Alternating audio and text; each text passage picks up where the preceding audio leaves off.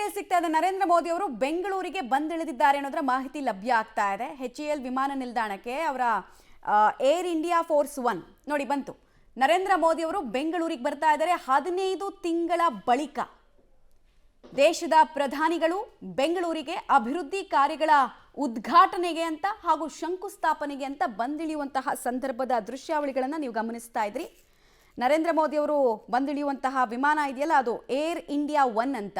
ಈ ದೇಶದ ಪ್ರಧಾನಿಗಳು ಪ್ರೆಸಿಡೆಂಟ್ ಓಡಾಡುವಂತಹ ವಿಮಾನ, ಕಸ್ಟಮೈಸ್ಡ್ ವಿಮಾನ ಇದು.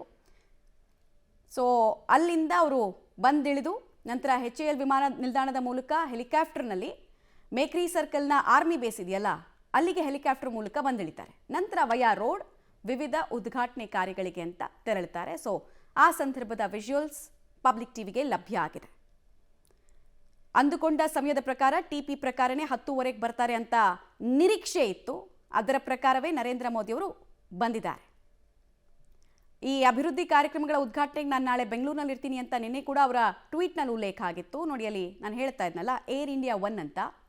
ಸ್ಪೆಷಲಿ ಈ ದೇಶದ ಪ್ರಧಾನಿ, ಪ್ರೆಸಿಡೆಂಟ್ ಮತ್ತು ವೈಸ್ ಪ್ರೆಸಿಡೆಂಟ್ 3 ಜನ ನಮ್ಮ ದೇಶದಲ್ಲಿ ಮಾತ್ರ ಅಲ್ಲ, ವಿಶ್ವದ ಎಲ್ಲೇ ಹೋಗಬೇಕಾದ್ರೂ ಈ ವಿಮಾನವನ್ನು ಬಳಸ್ತಾರೆ.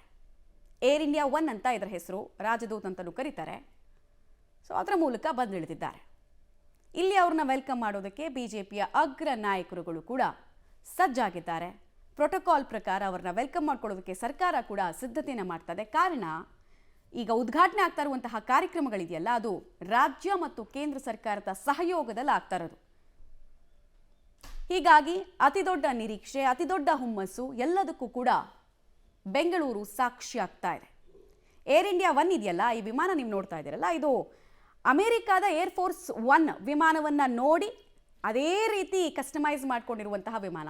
ಏರ್ ಫೋರ್ಸ್ ಇದರ ಹಿಡಿತವನ್ನು ಸಾಧಿಸಿರುತ್ತೆ. ಮುಂಚೆ ಇದನ್ನು ಬೇರೆ ಪೈಲಟ್ಗಳು ಫ್ಲೈಟನ್ನು ಓಡಿಸ್ತಾ ಇದ್ರು. ಬಟ್ ಈಗ ಅದನ್ನು ಕಂಪ್ಲೀಟಾಗಿ ಆರ್ಮಿಯವರೇ ತೊಗೊಂಡಿದ್ದಾರೆ, ಟೇಕ್ ಓವರ್ ಮಾಡಿದ್ದಾರೆ.